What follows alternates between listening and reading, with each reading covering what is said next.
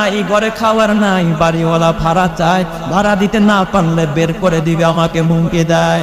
এই কথা শুনে হুজুর আমি খালি হাতে মাদ্রাসা, আমার ভাইটা যখন দেখলো আমি খালি হাতে ফিরেছি, আমার ভাইয়ের চোখের পানি বন্ধ হয় না। রাত্রেবেলা সবাই ঘুমায়, কিন্তু উস্তাদ আমার তো আর চোখের পানি বন্ধ হয় না, ঘুম হয় না। আমার ভাইটাও কাঁদতেছিল, দেখার কেউ নাই। আজকে আমার বাবা থাকলে বাবা ভিক্ষা করে বলেও আমাদের পাশে দাঁড়াইতো।